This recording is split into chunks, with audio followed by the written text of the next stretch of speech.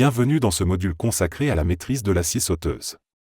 Aujourd'hui, nous étudions un modèle performant doté d'un moteur sans balai à haute efficacité et d'une puissance de 18 V.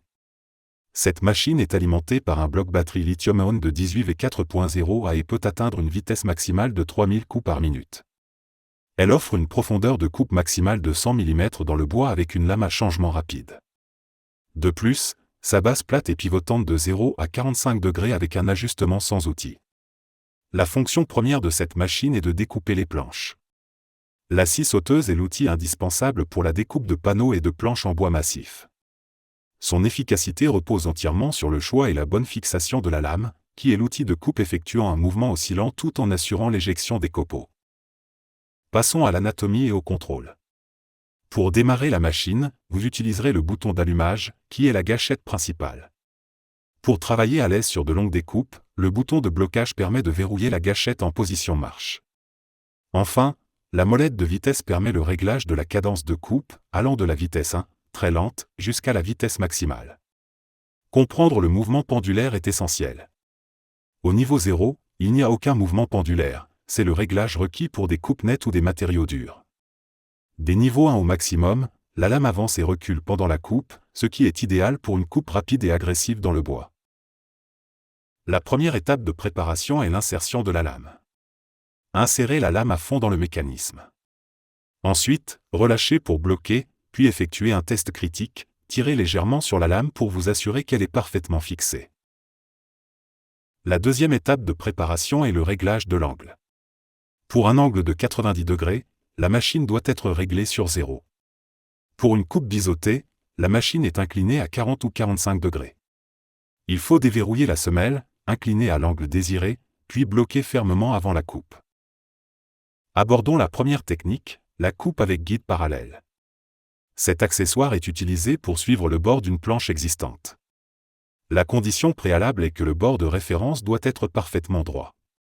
Notez que la limite de la largeur de coupe ne peut pas dépasser la distance maximale du bras du guide. La deuxième technique est la coupe avec règle de guidage. C'est la solution pour les longues découpes droites. L'écartement clé à mémoriser est que l'outil a une distance fixe de 35 mm entre la lame, qui est la ligne de coupe, et le bord de la semelle. Placez toujours la règle à exactement 35 mm de votre ligne de tracé. Pour la fixation de la règle, positionnez-la en respectant ce décalage de 35 mm. Fixez fermement la règle à l'aide de 2 serre-joints. Ensuite, il vous suffira de glisser la semelle de la machine le long de la règle pendant toute la coupe.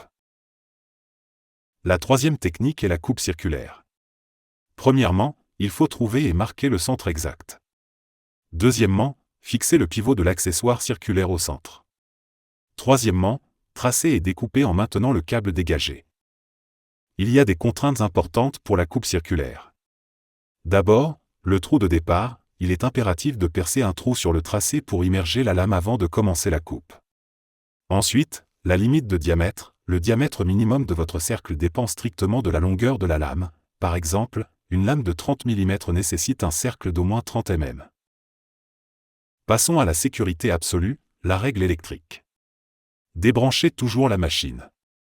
Toute manœuvre sur la machine, comme le changement d'outil, le réglage de l'angle ou la vérification de la lame, doit impérativement se faire en dehors de toute tension électrique. Le port de l'équipement de protection individuelle est obligatoire.